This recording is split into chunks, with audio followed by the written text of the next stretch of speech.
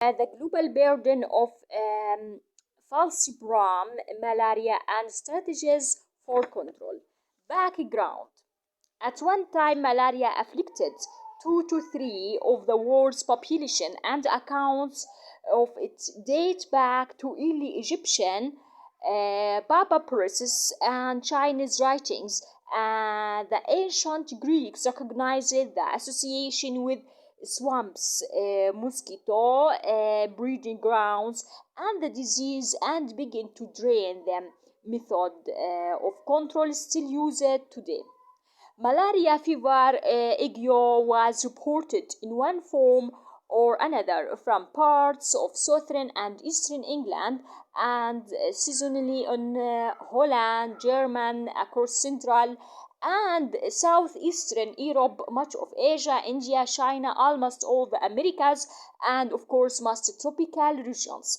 In North America, the disease existed in large areas extending as far north as New York and even Montreal. During the U.S. Civil War, position of quinine was vital for the warring forces to ensure that large numbers of the men were not incapacitated by the disease. Major modifications of the mosquito habitat through the Tennessee Valley Authority malaria control program, habitat degradation, deforestation, flooding, as well as improvement in lifestyle, house cleaning, and elimination of reservoir within a human population by lead to malaria eradication in southern Europe and Turkey, where the disease was highly endemic. Elimination was achieved with the advent of the insecticide DDT expanded mosquito control programs during the period from 1950 to 1970 finally brought success in many parts of the world through concerted efforts of the World Health Organization (WHO). Few years back, malariologists celebrated the 100th anniversary of the discovery by Roland Ross in 1897 that female Anopheles mosquito transmits malaria the following year. He showed that the parasite completed its developmental cycle in the mosquito, and when that mosquito took another blood meal, it passed on the parasite to the human. Lost more than 100 years passed for the discovery of malaria parasite and its life cycle, but the disease remains as one of the most devastating global health problems of today, with alarming upsurge in many parts of sub-Saharan Africa. It's true what over the last 3 decades that has been renewed commitment to combat the malaria threat by many organizations spearheaded by the WHO, the World Health Organization. The World Health Organization has attempted to address this deteriorating situation by holding a ministerial level conference to develop a strategy to address malaria. This culminated in the global strategy for malaria control entitled Roll Back Malaria, which is new in the progress. It was developed to address African conditions, but it is still not very successful. The life cycle. 4 species of the protozoan Plasmodium cause the disease in man. Plasmodium falciparum most virulent, vivax oval malaria. Malaria is transmitted to man by the bite of an infected female mosquito of the genus Anopheles. Therefore, is restricted to areas where these mosquitoes can breed. At present, this includes most areas between 60 north and 40 south, except areas more than about 2,000 meters above sea level. The malaria parasite has a highly complex life cycle with alternating extracellular and intracellular forms. Transmission depends on the mosquito living long enough for the parasites to mature, therefore conditions increasing Anophel's lifespan are thought to be instrumental in regional differences in malaria incidence. The life cycle can be summarized as follows. Sporozoites, estimated to be less than 100 on each occasion, are released from the salivary glands into the blood of the human host, and in 30 to 45 minutes, they reach hepatocytes. Growth and division in the liver for the human malaria parasites take approximately 6 to 15 days, depending on the species. At the end of the liver cycle, also called the perierythrocytic cycle, thousands of merozoites are released into the blood and in 15 to 20 seconds attach to and invade erythrocytes. The sexual erythrocytic cycle produces more merozoites that are released with the destruction of the red blood cell after 48 or 72 hours for the human malaria parasite, depending on the species, and which can then immediately invade additional erythrocytes. The sexual cycle usually continues until controlled by the immune response or chemotherapy, or until the patient dies in case of Plasmodium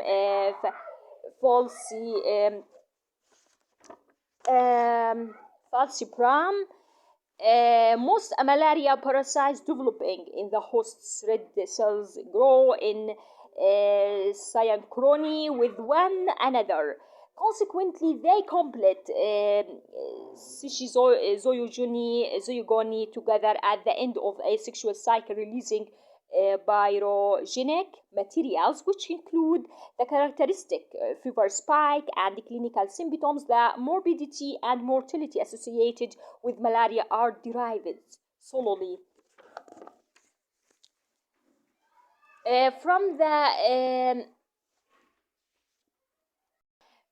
the erythrocytic stages. The symptoms of malaria range from fever or to fatal cerebral pulmonary or renal complications. This depends on age and immune status of the patients, as well as parasite species. Malaria fevers have a regular cycle dependent on the species, involved giving a 48-hour tertian days and 1 to 3 or 72 hours Cortian days 1 to 4. Periodicity, muscle pains, headache, and vomiting often accompany the illness. Complications include cerebral malaria, severe anemia, hypoglycemia, lactic acidosis, and glomerulonephritis. After invading red blood cells, eventually some merozoites differentiate into sexual forms, gametocytes, and following ingestion by another feeding female mosquito will mature to male and female gametes in the blood meal. After fertilization, the resulting zygote mature within 24 hours to the motile awakinate, which burrows through the midgut wall to insides to the basal lumina. The extracellular matrix layer separating the homocoil from the midgut. Within the developing oocyst, there are many mitotic divisions resulting in oocytes full of sporozoites. Rupture of the oocytes releases the sporozoites, which migrate through the homocoil to the salivary glands to complete the cycle. Approximately 7 to 18 days after a gametocyte ingestion, depending on host parasite combination and external environment conditions.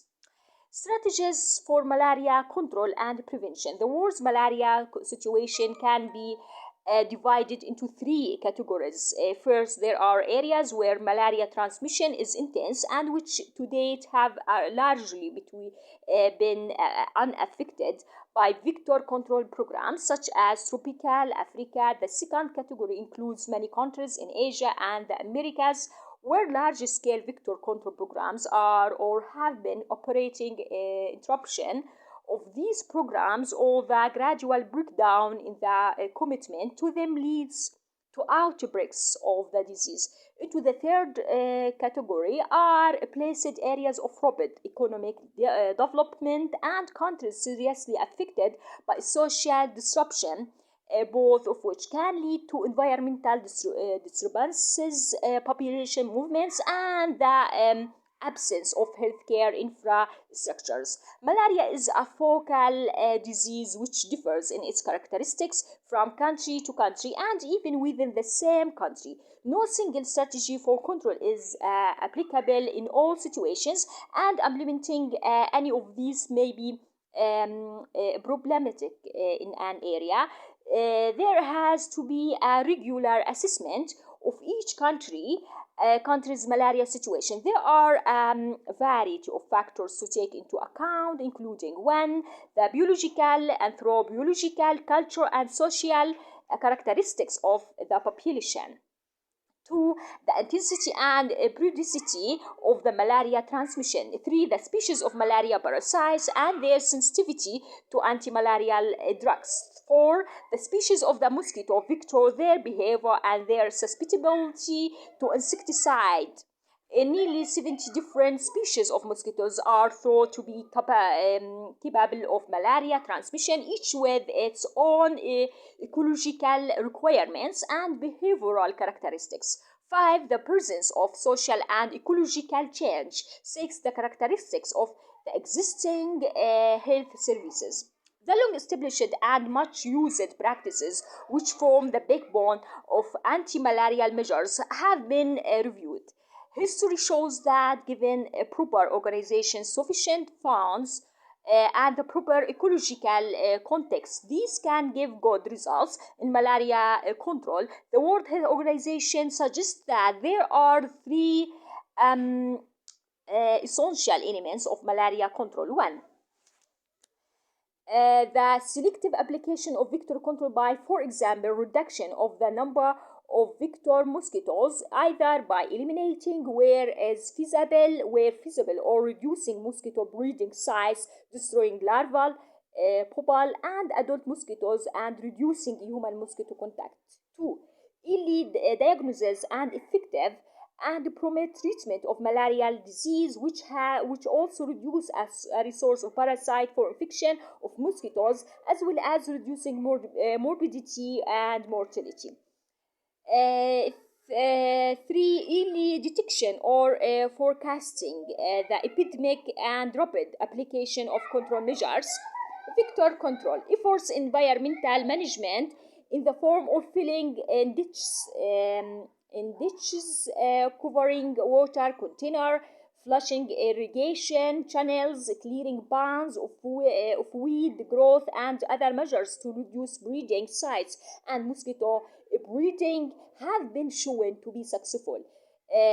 We have very good experience in camps and the peripheries of Khartoum hosting internally displaced people from the south.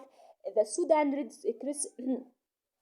Crescent recruited some volunteers from these camps and trained them in preventive measures related to the correct use of drinking water to prevent vector breeding. They go from door to door explaining to household the importance of covering water pots, avoidance of having stagnant water in the surroundings, etc. In 1 year, we got 50% reduction in the incidence of malaria in these camps. However, at the same time, there might be major environmental changes which run counter to these efforts. Mining, logging, and land clearance for planting are three such operations which can have a rapid impact on the local environment. Extensive borrow pits which hold water are dug alongside new roads constructed for access in these kinds of developments, and the new roads often obstruct existing drainage, causing water to accumulate, a situation seen in many parts of Sudan. Open cast mining, by the nature of the operation, creates new water catchment areas. Clear filling exposes then fragile topsoil which quickly erodes, creating water catchment sites. And in addition, the eroded topsoil can cause siltation in local rivers, leading to shallower river margins. Those new mosquito breeding sites emerge, and at the same time a workforce may be introduced from an area where malaria may be absent or infrequent, and hence may lack an effective level of acquired immunity. In addition, the increased level of malaria transmission in the locality brought about by these changes can impact on the indigenous population. In the incidence of malaria, the new Halfa Eastern Sudan, with the introduction of an irrigation scheme and displacement of Nubians from the northern border of Sudan after building of the high dam in southern Egypt. Chemicals continue as the mainstay of mosquito control and broadly fall into 5 groups: petroleum, oils, and derivative spirit into water, forming a film, prevent larvae and from breathing through the surface of the water. Introduced in 1921, Paris green copper acetoarsenic in another larvicide, which has very small particles, is filtered out by the feeding larvae, which are poisoned natural constituents of the flowers of pyrethrum, and later synthetic derivatives, the pyrethroids, from another group, organochlorines, which include dichlorodiphthony, trichloroethane, DDT, and dihydrin. The organophosphates such as malathion and timethans. Timethans and carbamates such as propoxor constitute the 3 remaining groups. The last 2 groups are relatively dangerous in handling, requiring specialized equipment for their use. The rationale for use of these chemicals is described in detail elsewhere, but in short, the basis is indoor spraying with a persistent insecticide. For example, it remains active on the sprayed surface for weeks or even months to kill or at least repel the adult female mosquito. The problems for resistance are well documented and have increased with time and use, from 2 species of mosquito being resistant to DDT in 1946 to 1550, or more species being resistant to 1 or more insecticide. 50 years later, some very important malaria vectors are included among this list. It is worth remembering that when mosquitoes are resistant, they frequently still find DDT an irritant.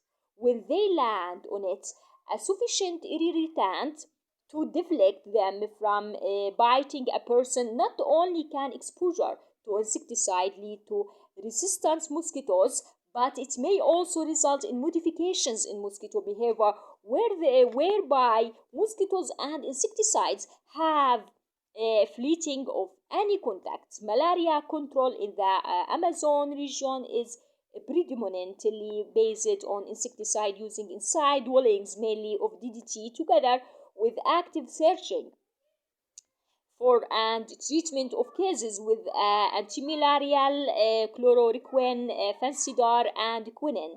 But the results have been less than expected. Drug-resistant strains of malaria parasites seem to be widespread, and the normally endophilic resting inside the dwelling after taking a blood meal. Inophils darlin is exophilic and rests inside for only a few minutes before and after feeding. Endophilic mosquitoes are therapy exposed to the insecticide by resting habitats, whereas exophilic mosquitoes are not exposed in the coastal regions of Venezuela and Suriname.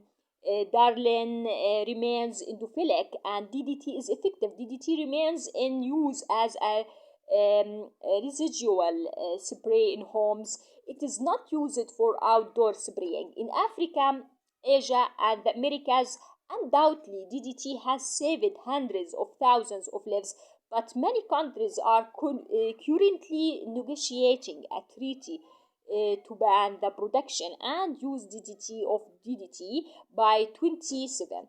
This ban is felt by some to be unjustified where there are adequate alternative malaria control methods available to an affordable cost to poor tropical countries. Recently, evidence has been gathered to show that malaria parasites play an important role in regulating the feeding behavior to their mosquito vectors to the enhancement of transmission. For example, the mosquitoes infected with the bird malaria parasite Plasmodium galenicum, duration of brooding for blood was increased and their biting rate on a host doubled. In Papua New Guinea, Anopheles punctulates mosquitoes infected with P. vivax or P. falciparum were moved to tenacious in their blood feeding behavior, were less likely to respond to this disturbance and had increased multiple feeding, as biting rate is one of the principal entomological variable determining the rate of transmission. Such change in mosquito behavior can impact on the epidemiology of the disease. Further, it has been found that mosquitoes located blood faster in mice infected with Plasmodium brighi than in control mice. Notwithstanding that the situation is very serious, some positive aspects can be identified in malaria control over recent years. According to the work of Greenwood, the consensus is that the most efficient malaria control comes from a team effort where malaria control is just one of the public health activities which make up primary health care programs within a region or country. The concern with insecticide resistance and the threat of the withdrawal of DDT have emphasized the need for the search for other controlmeasures. Biological control of mosquito larvae with naturally occurring bacteria that synthesize potent larvicidal toxins has received less attention than might be expected, given that these bacteria Bacillus thuringiensis or Bacillus cephrecos and Bacillus Therin have been used safely in the field for many years. During sporulation, the bacteria produce as crystals protections which are toxic to some insect larvae after ingestion as food. The protections are solubilized in the alkaline pH of the larval midgut, where there are proteologically activated and bind to specific receptors on epithelial cells, leading to cell lysis, and the larva stops feeding and dies. These are safe for animals and the environment. A good example of their use in the is very successful control of the larva of black flies. The vector of the filarial parasite on as shown this figure on in Corsica valvulus, which cause river blandins, which be through three Nigiasis sub Israelianisis of